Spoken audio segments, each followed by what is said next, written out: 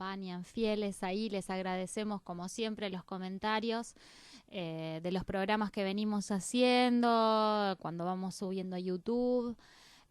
Así que bueno, muchas gracias a ustedes por acompañarnos. Gracias, Pabli, ahí en los controles. Bienvenido, doctor Garim. Buenas noches, Marina Juárez. Bueno, y tenemos un tema que es, la verdad, muy actual, porque justo el 1 y el 2 de noviembre se celebra el Día de los Muertos. Entonces decidimos hablar de esto, ¿no? De esta celebración que tiene diversas acepciones según la religión que la profese. Es una celebración muy popular, casi una celebración nacional en México, en donde se celebra a los ancestros, a los antepasados, a los muertos de la familia, se les hacen grandes agasajos, se les dan dulces, se representa al muerto con calaveras, pero calaveras pintadas de colores, se va a los cementerios a poner velas, en fin, es una festividad de las más populares en México. Que no tienen, dicho sea de paso, no tiene nada de terrorífico, sino que es como una... Es una fiesta. Una fiesta, sí. Es una fiesta porque acá hay algo que es casi una cuestión antropológica o teológica, que es la trascendencia, ¿no? El sentido de trascendencia que tienen algunas religiones de la vida, ¿no? El trascender, qué pasa entre el umbral de la vida y de la muerte. Y muchas religiones creen... Y también tiene que ver, además de eso, con la evocación y el respeto de los ancestros, de los antepasados. Exacto, ¿no? El respeto por el ancestro, y que también fue el 31 de octubre, la celebración de Halloween, que ahora se está haciendo más popular en la Argentina y que muchos se creen que es propia de los Estados Unidos, cuando en realidad el origen de esa celebración bien puede estar en la cultura hispánica. Yo estoy casi seguro que es así, pero sí, bueno. Sí. Lo curioso es que algunos tenemos dos particularidades ahí. Por un lado, los que por tilinguería, ¿no? Y por querer imitar a los norteamericanos celebran Halloween como una fiesta norteamericana, ¿no? Uh-huh. Y por el otro, los nacionalistas que critican a Halloween por esa misma razón. Claro, como si Papá Noel no fuera una fiesta. No, pero aparte desconociendo que el origen de las celebraciones de Halloween y no es otro que el Día de los Muertos. Claro, bien. No es otro que festividades católicas. Es más, algunas de ellas profundamente sumergidas en tradiciones paganas anteriores a la Iglesia Católica, por ejemplo, que vienen de la época de la antigua Roma, ¿no? Además de las celebraciones de los muertos que ha habido en distintas culturas, entre los celtas, entre los germánicos, entre los aztecas, los mayas, los incas, el antiguo Egipto. Es decir, la muerte siempre ha sido un hecho fundamental de la vida del ser humano. Y la muerte de los ancestros, la recordación de los ancestros. Entonces no tenemos que verlo como una cosa de colonización cultural. No, de hecho, cuando se estudia, digamos, la evolución del hombre, se llega, digamos, a partir de este estudio con la teoría de la evolución a el Homo sapiens. Se cree que cuando el hombre, que hasta los neandertales celebraban a sus muertos, ahí empieza, digamos, el hombre a ser un ser racional, ¿no? Porque empieza a hacer estas festividades recordando a sus muertos. Entonces esto marca el umbral entre lo animal y lo humano. Esto igual se puede discutir, porque se ha observado también que los elefantes hacen una suerte de ritual alrededor de los muertos, en su manada. Entonces es relativo, pero bueno, se cree que estas celebraciones que hacían los neandertales, los homo sapiens, marcan, digamos, el umbral entre el raciocinio y lo... Por lo menos es la comprensión una comprensión muy, digamos, muy rudimentaria del fenómeno de la muerte, ¿no? No es simplemente que un ser no está más, sino que se empieza a intentar comprender qué ha pasado con esa persona. Y entonces se empieza a generar toda esta, digamos, especulación, teología, imaginería del mundo de los muertos, ¿no? Es muy difícil admitir que simplemente una persona desapareció. Es difícil, claro. Entonces, y esta falta de explicación, ¿no?, a la muerte es la que lleva a estos tipos de rituales que son, como bien decías, ancestrales, o sea, no tienen antes de los los judíos, los judíos, muchas tribus babilónicas celebraban a los muertos. Y aparte estaba la creencia, bueno, de que de alguna manera había una parte del individuo que permanecía, ya fuera en sentido literal, como ocurría en Egipto, donde en las tumbas faraónicas se pensaba que se podía preservar, que el faraón seguía vivo en el inframundo, ¿no? En el más allá de la muerte, y entonces hacían esas cámaras mortuorias depositando todo lo que iba a necesitar en la otra vida. O ya sea que se empezara a tener una concepción más abstracta, una concepción de una esencia que permanecía, que era el alma, que eran los espíritus. Y este mundo de los espíritus está en todas las culturas. Los griegos creían en el Hades, creían que conocemos toda la historia mitológica, ¿no?, de cómo las almas tenían que cruzar la laguna Estigia, y en esa laguna atravesaban un río que se llamaba el Leteo, y en al cruzar ese río perdían todos los recuerdos, se olvidaban de todas las cosas que habían ocurrido en sus vidas para poder ingresar sin memoria al reino de los muertos, ¿no? Esto está en todas las culturas. Y la moneda que le tenían que dar a Caronte, que era el barquero. Claro, que le ponían una moneda en cada ojo para que tuviera el muerto dinero, digamos, para sobornar al barquero, a Caronte, para que lo hiciera atravesar rápidamente al mundo de los muertos. Sí. Eran todas creencias que de alguna manera pueden resultar infantiles, pero que revelan una preocupación o incluso seguramente no las creían, sino que estaban... los griegos lo que hacían era respetar una tradición que venía del pasado.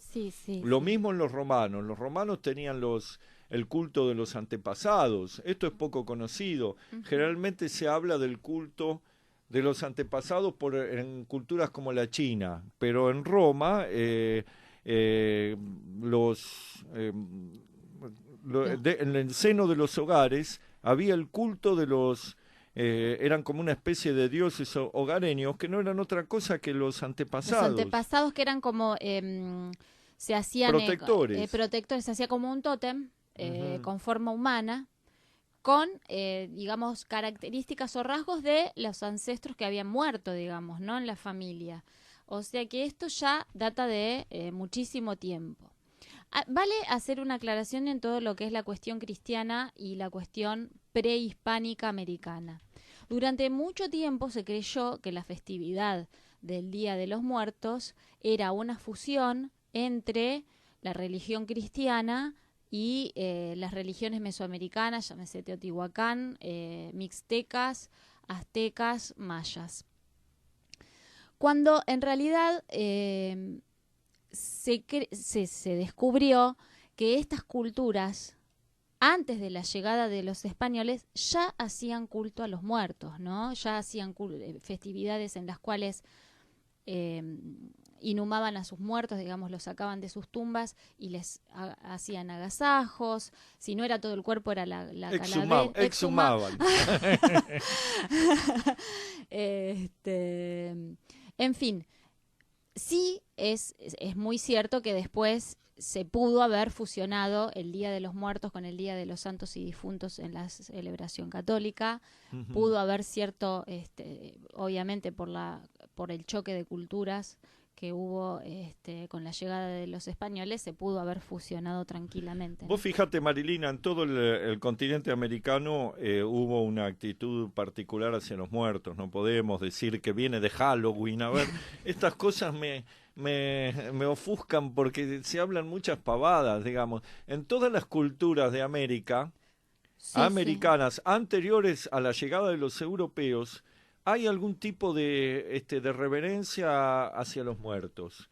O incluso a veces ni siquiera, digamos, no pasa por la reverencia, sino por utilizar las energías del difunto. Por ejemplo, los indios nazcas en Perú, los famosos autores de las líneas de Nazca, tenían una particular costumbre, además de hacer esas líneas que algunos dicen que eran para los extraterrestres, pero que en realidad eran parte de un ritual que ellos hacían en el desierto, desfilando a través de esos caminos que tenían formas que eran zoomórficas, representaciones zoomórficas. sí.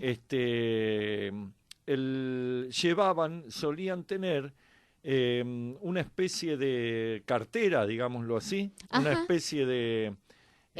como una riñonera. Como una riñonera, Ajá. exactamente, donde llevaban la cabeza de algún rival que había muerto. Como una especie de trofeo, en algunos casos, y en otros casos simplemente para conservar o ser ayudado por la energía del difunto.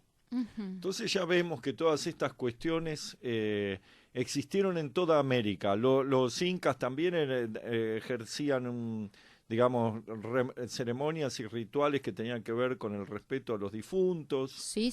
Esto que vos estás contando de Mesoamérica también estaba muy extendido. Sí, de hecho, en el noroeste argentino aún hoy, y más que nada en Jujuy, donde prevaleció más la cultura incaica, se sigue aún celebrando entre los descendientes el Día de los Muertos, en donde hacen con pan o con harina una figura humana, porque obviamente no pueden ir al cementerio a desenterrar a sus ancestros, Claro. pero y les hacen todo un agasajo. Les sirven una buena comida, todo le dejan servido, no comen ellos, se lo dejan a los muertos, toda una noche, la comida, con vino, con todo lo que al muerto en vida le gustaba. Yo eso no lo he visto, pero sí he visto cementerios en el noroeste que de noche, en ciertas, digamos, celebraciones, los llenan de velas. Sí. En todas las tumbas ponen velas y está todo iluminado de alguna manera, algunos cementerios rurales, ¿no? Sí. Cosa que también se hace en México, donde encienden velas. En México, en España, se estila que el Día de los Santos y Difuntos, las mujeres más que nada, pero bueno, puede ser cualquier miembro de la familia, vaya hacia los nichos o hacia las tumbas a donde están sus familiares y las limpien, las perfumen, les pongan muchas flores, les ponen velas y se quedan, digamos, todo el día acompañando a el ancestro, ¿verdad? Entonces ahí vemos que es una tradición fuertemente arraigada en el catolicismo. Pero también. digamos, nosotros estas cosas las hemos olvidado en Buenos Aires, digamos, el habitante de Buenos Aires lo olvida, pero yo recuerdo de mis antepasados, de mis parientes ya muchos fallecidos, que era una costumbre muy extendida la de ir el Día de los Muertos al cementerio, a visitarlos, a permanecer con ellos, a llevar flores, a hacer toda una ceremonia social incluso. Y era muy mal visto en los pueblos del interior, de donde venían muchos de nuestros parientes, era muy mal visto no guardar ese respeto al difunto. De allí venía también una costumbre, también muy extendida en el interior, de que prácticamente era como una obligación familiar, moral, no de estatus, en algunos casos de estatus, pero en otros por una creencia de que tenían que comprar un lugar en el cementerio para cuando muriera, claro, tener un lugar donde los familiares pudieran ir a recordar, entonces se preveían esas criptas familiares, esas tumbas familiares, esas... De hecho, mis abuelos están todos en una misma bóveda, creo que se llama, que es como un lugar en donde están todos los cajones. Sí, hemos pasado a una situación, digamos, en la cual la muerte es negada, ¿no? Entonces, vivimos en una sociedad que no quiere saber nada de la muerte, la niega por todos los medios, como niega la vejez, como niega el paso del tiempo, entonces no hay que hablar de la muerte. Claro. Y cuando alguien muere hay que cremarlo rápidamente, o esconderlo rápidamente y o arrojar sus cenizas y ya está. Todo lo cual son costumbres, no estamos criticando, estamos diciendo que hubo un cambio en la concepción. Pero que estas concepciones que algunos encuentran que vienen, insisto, creen que vienen algunas de estas ideas de los Estados Unidos a través del cine, no es así. No es así, es realmente no saber, no conocer nuestras raíces, el ignorar la reverencia hacia los muertos, hacia los difuntos, ¿no? Sí. De hecho, la cultura mochica enterraba a los muertos con un perro. O sea, también se sacrificaba a un perro porque se creía que este animal los conducía, digamos, hacia el más allá, para que el muerto no se perdiera. Y también muy también esta celebración, también esta costumbre, era muy común entre los pueblos, entre el pueblo azteca o la cultura azteca, de enterrar al muerto con un perro, que se creía que el perro los acompañaba. Hoy estaría mal visto por la Sociedad Protectora de Animales.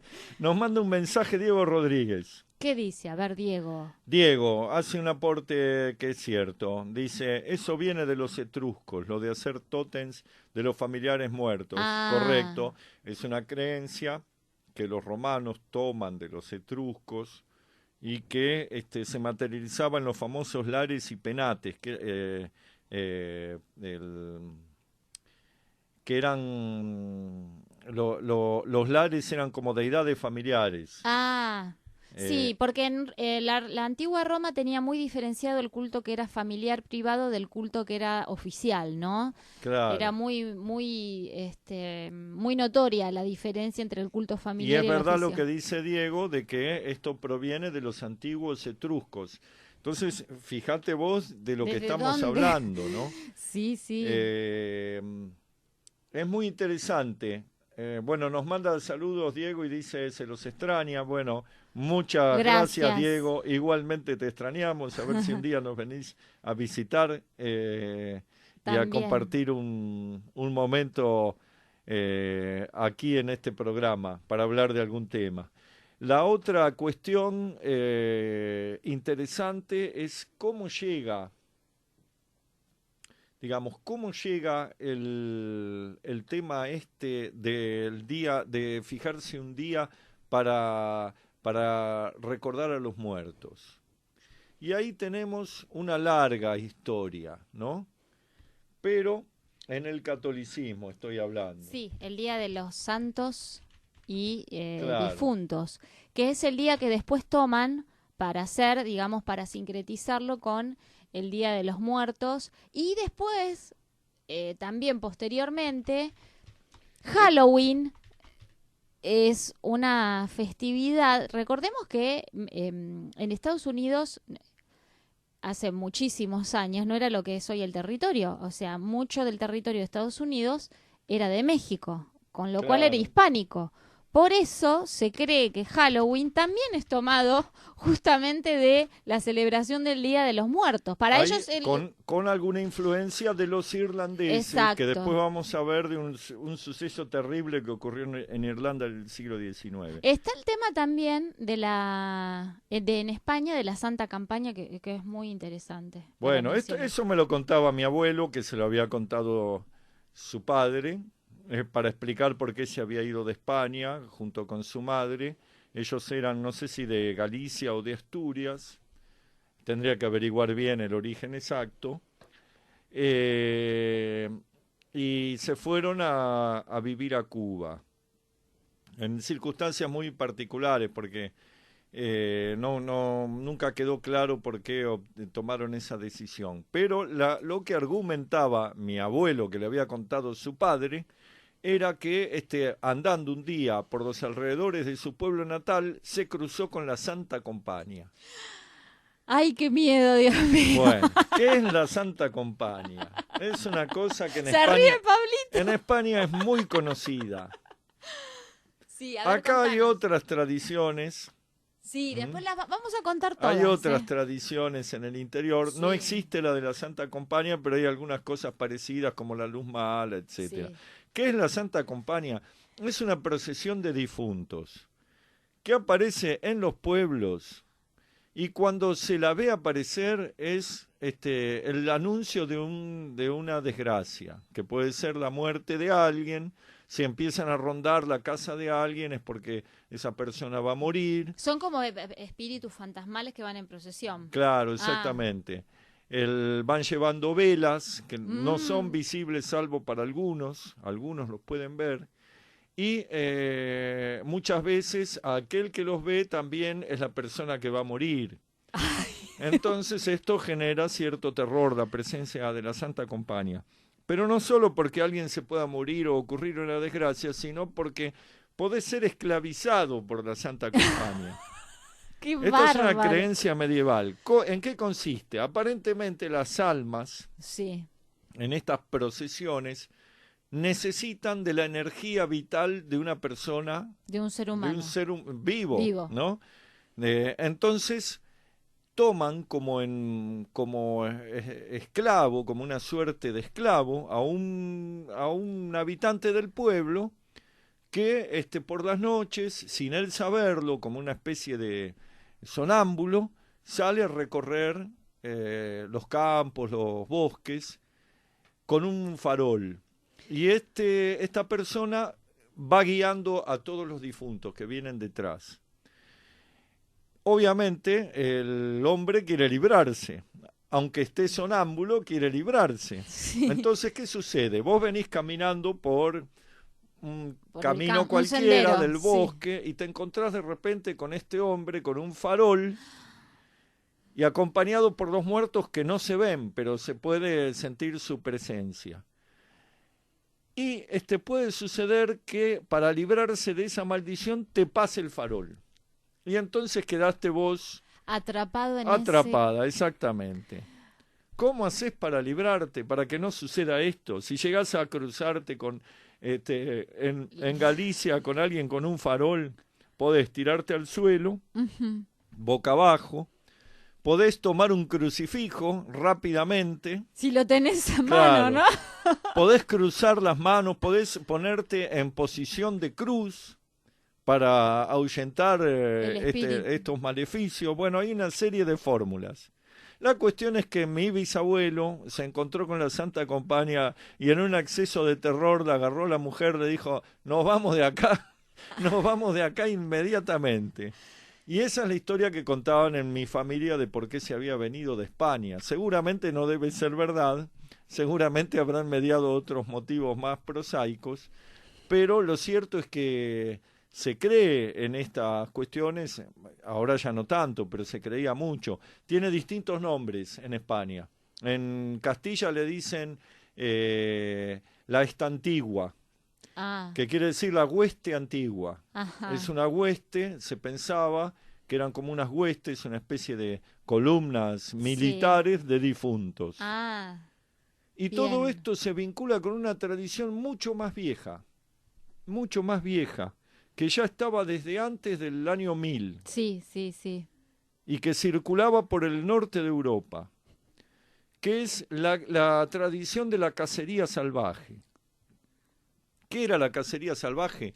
Era un grupo de ánimas, de difuntos, que andaban montando a caballo y acompañados por mastines, por perros de caza. Perros de caza, claro. Asolando los campos de noche o incluso por el cielo, según el lugar y la creencia. Generalmente encabezados por algún gran personaje histórico que había tenido poder y que había muerto, como ser Carlomagno, el rey Teodorico, claro, o a veces el propio Satanás. Andaban estos muertos recorriendo los campos y pronunciando desgracias. Y esto tomó mucha relevancia en las cercanías del año 1000, cuando se estaba acercando el cumplimiento del milenio y se empezaba a pensar en el fin del mundo, ¿no? Entonces se hizo más y más extendida esta creencia en la cacería salvaje de los difuntos que aterrorizaban a los campesinos cuando los veían aparecer en como... su imaginación o en la realidad, no lo sabemos, ¿no? Porque bueno, puede ser también que tenga relación entonces, o quizás lo haya tomado J.R. Tolkien para su saga El Señor de los Anillos, en la cual hay muchos elementos medievales, hay muchos elementos nórdicos, pero también hay muchos elementos en Tolkien de la Iglesia Católica, muchísimos. Y bueno, de hecho en la película aparece toda esta hueste de ánimas guerreras, ¿no? El que la vio lo puede lo puede apreciar. Con lo cual vemos esta cuestión también de la creencia en el trascender, ¿no? En el espíritu que vuelve. El espíritu que vuelve de pronto o que está vagando. O que vaga, sí. Hay de esas leyendas, bueno, La Llorona. Claro, las almas en pena. Sí. La Llorona es una de ellas, ¿no? Sí. Que hace poquito estrenaron una película con este mito latinoamericano, lo cual es bueno que utilicen, ¿no? Sí, mitos que son propiamente nuestros, ¿no? Pero hay muchas creencias en las almas en pena, sobre todo en el campo, ¿no? En los campos. En el campo se cree mucho en las almas en pena. La luz muchísimo. mala se supone que es un alma en pena, sí. ¿no? Que es como una luz que aparece de pronto en, por ejemplo, un bosque que está totalmente a oscuras, que no tiene ni siquiera... O en medio del campo. En medio del campo, y aparece esta luz que no se sabe bien qué es, si es un reflejo bueno, los que creen que algunos dicen que es un reflejo y otros dicen que es un fenómeno normal, como se conoce como los fuegos fatuos, ¿no? Que como fruto de cierta materia en descomposición en determinados lugares aparecen estas fosforescencias, ¿no? Sí, muy común en el campo, en el noroeste, todas estas cuestiones de los espíritus. Ibas a contar algo de... Bueno, mi padre ha visto la luz mala en Entre Ríos.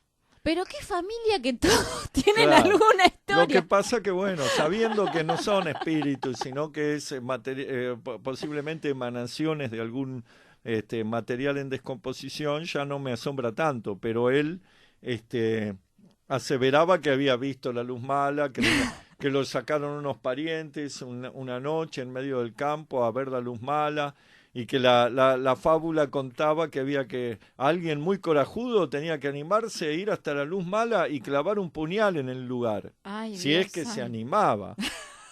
Nadie se animaba, por eso nunca se pudo verificar.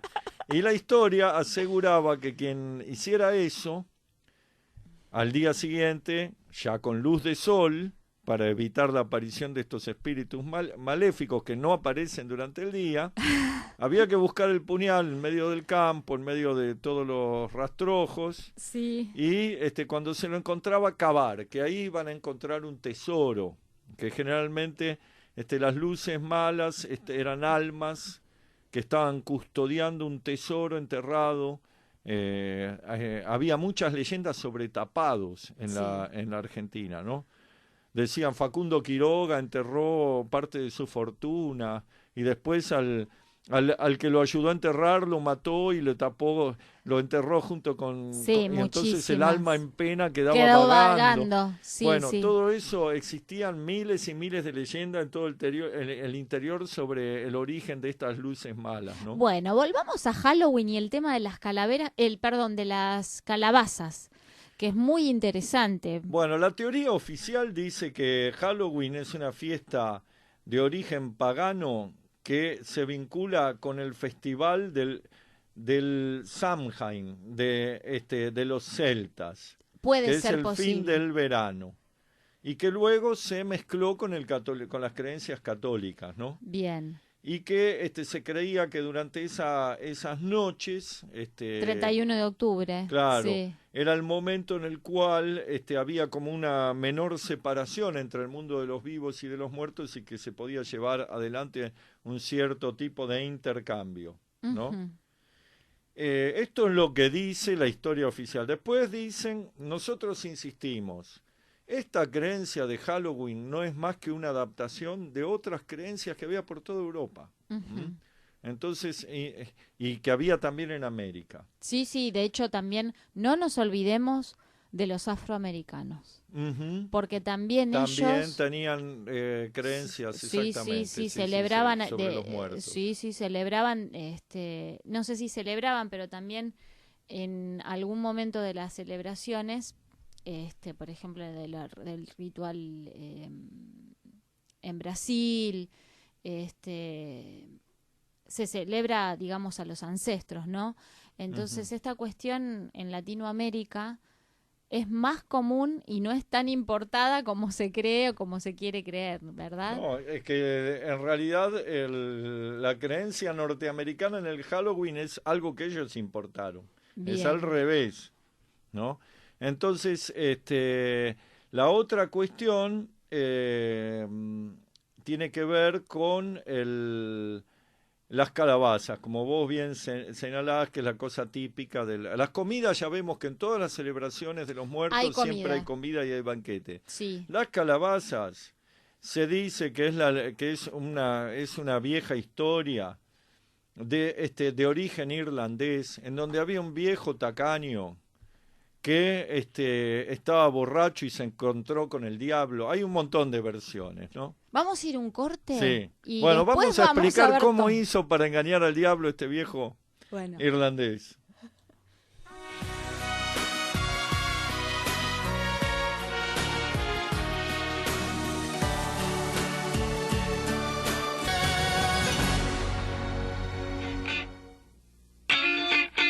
Bueno, volvemos. Y antes de contar la historia de cómo este viejo irlandés engañó al diablo, vamos a explicar un poco para que quede más claro, porque queremos hacer historia. Porque hay siempre una confusión, ¿no? Muy extendida entre el Día de Todos los Santos y el Día de los Muertos. Exacto. ¿No? Que el Día de Todos los Santos y Difuntos es una celebración cristiana. Claro. El Día de Todos los Santos tiene que ver, es una cosa muy antigua, y tiene que ver con digamos, el homenaje que se rendía a cada santo en su día. Pero, ¿qué pasa? Hay un montón de santos y de mártires que fueron masacrados durante las grandes persecuciones del Imperio Romano, por ejemplo, bajo Diocleciano. Uf, entonces, terrible. Morían cientos y cientos de mártires que eran ejecutados. Y no se podía hacer una celebración particular para cada uno de ellos. O se consideraba que era una injusticia no rendirles homenaje. Uh-huh. Por eso la Iglesia instituyó un día para todos, que es el Día de los Santos, de todos los santos. Sí.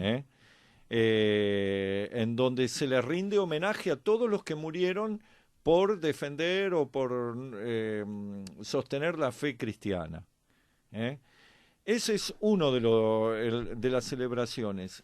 anexa a esta fecha, durante la Edad Media, se incorporó la de los fieles difuntos. Sí. Que era una manera muy inteligente que tuvo siempre la Iglesia en su expansión de cooptar y tratar de mezclar con la fe católica las celebraciones que ya existían.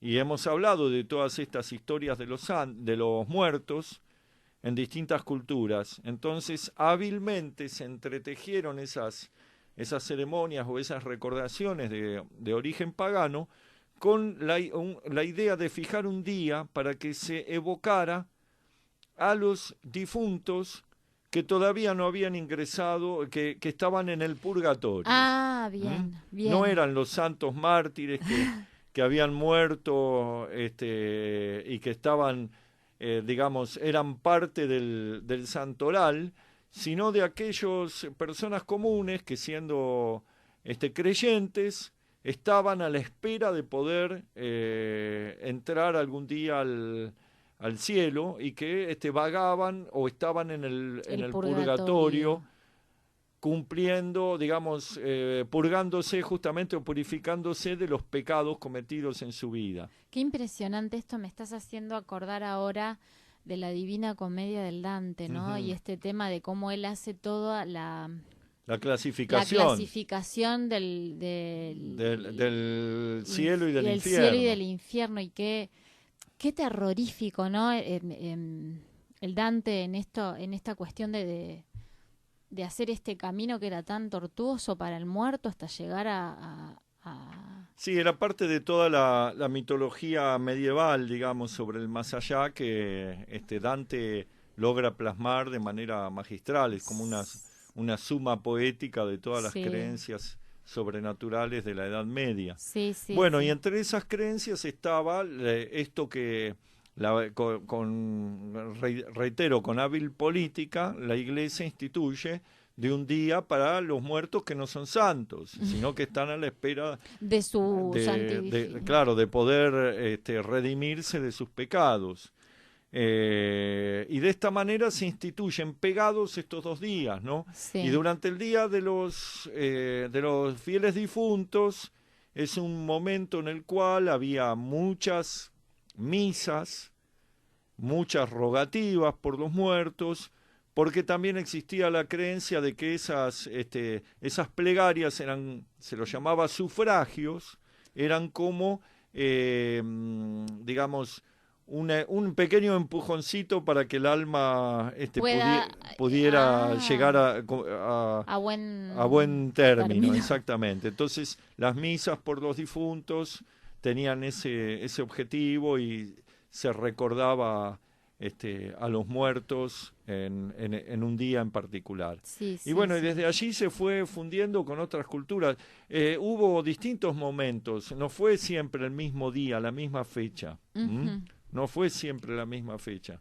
Fue después de una cierta evolución que se llegó a instituir estos 2 días del 1 y 2 de noviembre, ¿no? Bien, bien.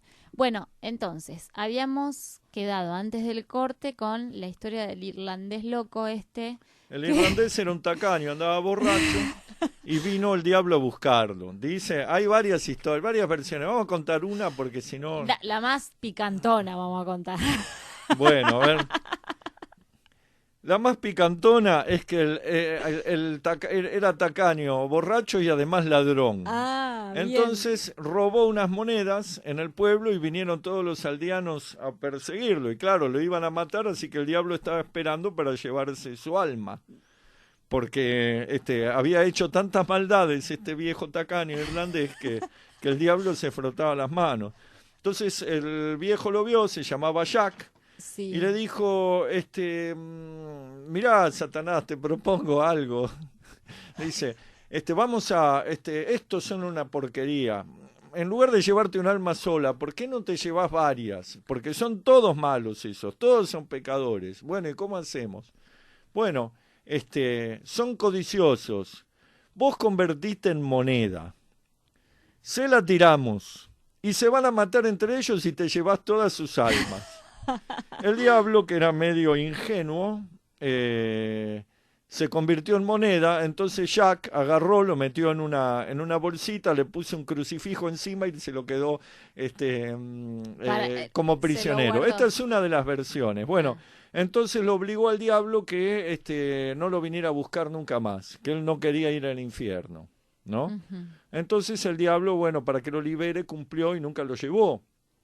Lo que sucede es que el Jack era tan garca que tampoco lo quisieron en el paraíso. Entonces ni el diablo lo quería en el infierno, ni Dios tampoco en el paraíso, y andaba vagando en el limbo.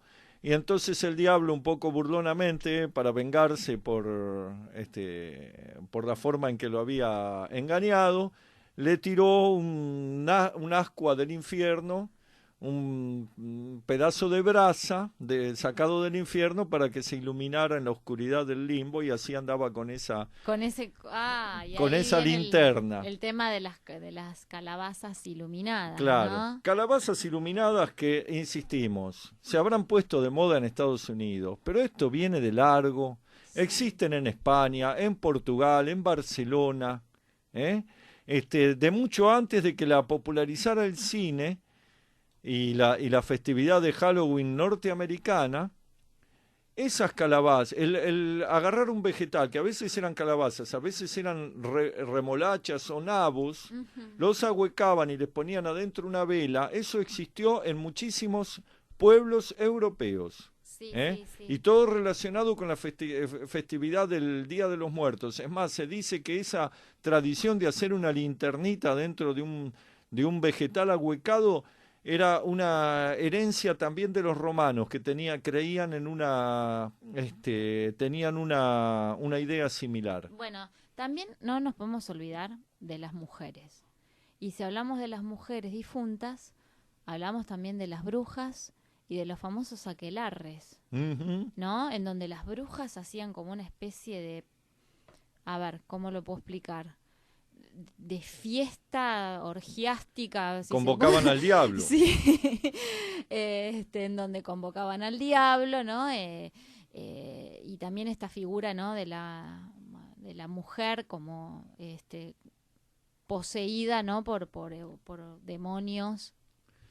Bueno, se dice, por ejemplo, que los alemanes tenían en el medievo una tradición que era una noche de brujas, que es la noche de Walpurgis.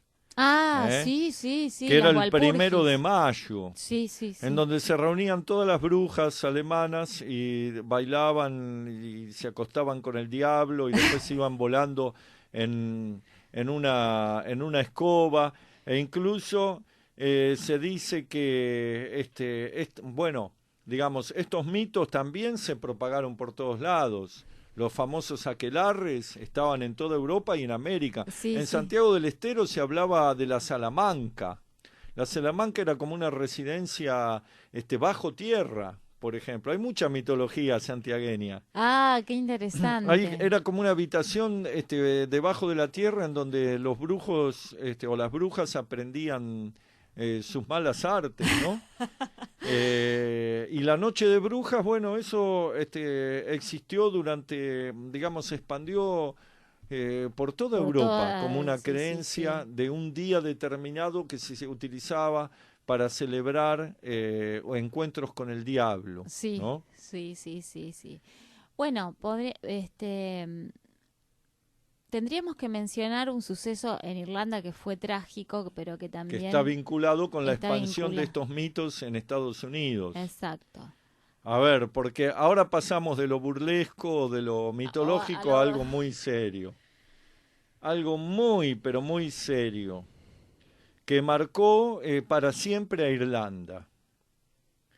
El tema, vamos a tratar de explicarlo de manera muy simple. Cuando los protestantes sojuzgan a Irlanda con Oliverio Cromwell a la cabeza, no solo persiguen a los católicos, sino que se quedan con todas las tierras. Claro, sí, les expropian las tierras pasan a ser propiedades inglesas. Sí. Los católicos tenían que vivir lejos de las ciudades. Tenían que vivir en ambiente rural. tenían que pagar arrendamiento por las tierras, tenían prohibido el acceso a todos los cargos, el acceso a toda forma de beneficio y de participación en los asuntos públicos. Tardaron bastantes décadas, no recuerdo con exactitud la fecha, en poder enviar representantes al Parlamento.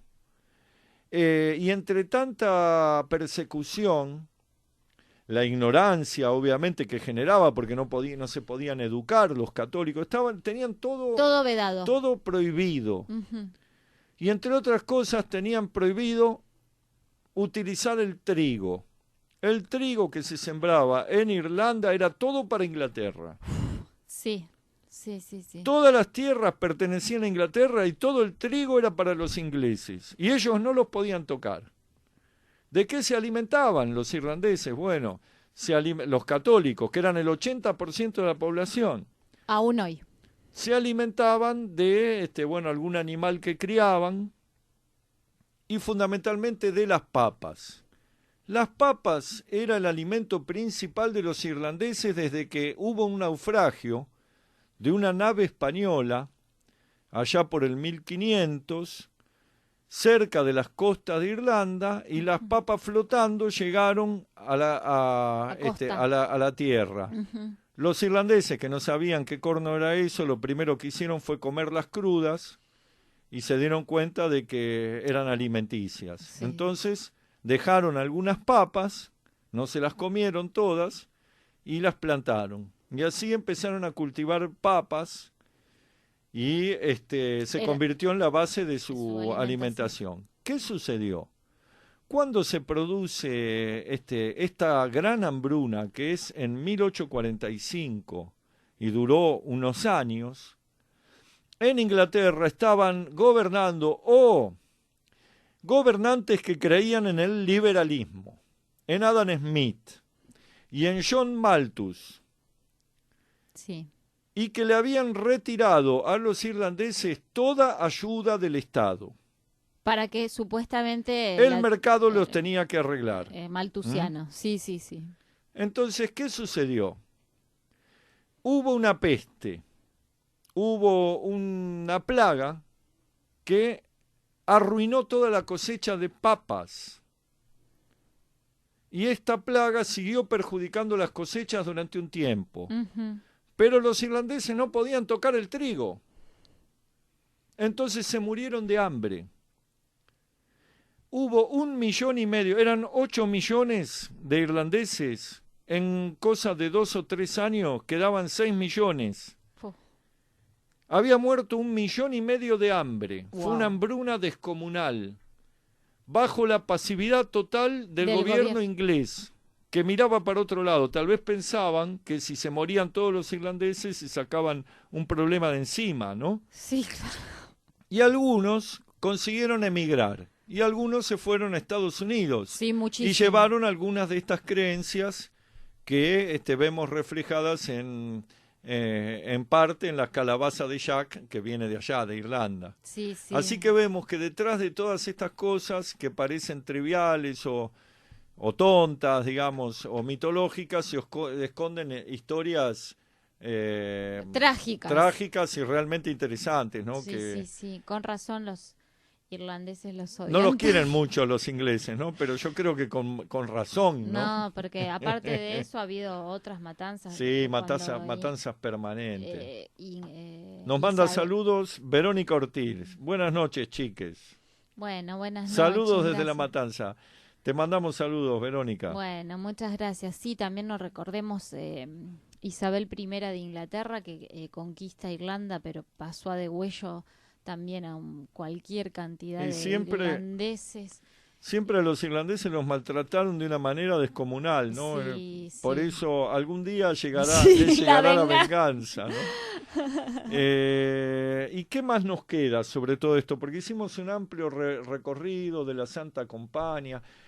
Por ejemplo, en Chiloé. Chiloé es una isla del sur de Chile que recoge impresionantes tradiciones. Tiene toda una mitología muy rica. En parte vino de de los indios, en parte vino de los españoles. Y hay un lugar cerca creo que de Cucao, en Chiloé, donde dicen que se reúnen las ánimas, que están esperando y si vos te acercás de noche, vas a escuchar el sonido del mar que golpea contra la costa, un mar que tiene mucho oleaje, es el Pacífico, ¿no? Ahí suele haber maremotos. Hubo una vez un maremoto en Cucao que arrasó el pueblo entero. Pero no solo escuchás el sonido de las olas, sino que podés llegar a escuchar lamentos, extraños gritos, que no tienen explicación porque no hay nadie ahí.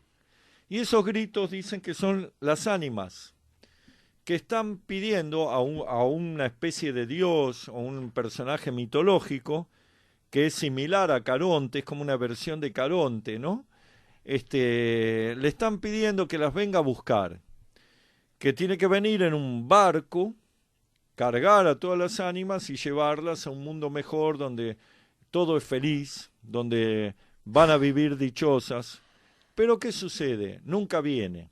Entonces lloran y lloran porque están vagando, sujetas a todas las desgracias que tenemos los vivos, todos los dolores, los pecados, y nunca pueden conocer la dicha de ese más allá, porque nunca viene este barquero a recogerlas. Dicen que tenés que tener cuidado, que no las tenés que nombrar, que no tenés que quedarte a escucharlas demasiado, porque podés llegar a convertirte en una de ellas. Bueno, la verdad que esperemos que esta noche no tengan muchas pesadillas, ni se encuentren con ninguna ánima vagabunda por ahí. Otro día podemos hablar de las manifestaciones de los espíritus. Bueno, ahí ya... Eso ya es mucho más largo, pero digamos, ya que hablamos mencionamos brevemente el tema de las brujas, hay una escena muy famosa de la obra Macbeth de Shakespeare, en donde hay 3 brujas que están revolviendo un caldero y que le preanuncian al protagonista que va a ser rey y que nunca va a ser derrotado salvo que el bosque avance hacia su castillo, y que no lo va a matar nadie nacido de mujer. Entonces, Macbeth, que era simplemente un segundo, no era un personaje de la realeza, sino un militar, se envalentona y llevado por este preanuncio, presagio, este oráculo que le dijeron las 3 brujas, que están pintadas de una manera muy siniestra por Shakespeare, asesina a su amigo, al rey, mientras está alojándose en su castillo. Y efectivamente se mantiene como rey hasta que el bosque efectivamente avanza. ¿Cómo es que avanza el bosque? ¿Cómo avanza? Porque sus enemigos talaron los árboles para ocultarse de la vista de los arqueros y de las fuerzas defensoras del castillo, y entonces iban escondidos detrás de los árboles y el bosque efectivamente... Iba avanzando el bosque. Claro. Y quien lo mató era alguien que no había nacido de mujer, sino que había nacido por cesárea. Mira, bueno, impresionante. Quedamos cortos, siempre tenemos algo más para... Un día vamos a hacer un programa de eso, de ánimas... o de espíritus, de ánimas y de espíritus, de gente que se ha cruzado y que ha tenido experiencias con historias de lo paranormal, lo paranormal en la historia. Lo paranormal en la historia. Bueno, y nos tenemos que ir, ahora sí. Ahora sí, nos escuchamos y nos vemos entonces.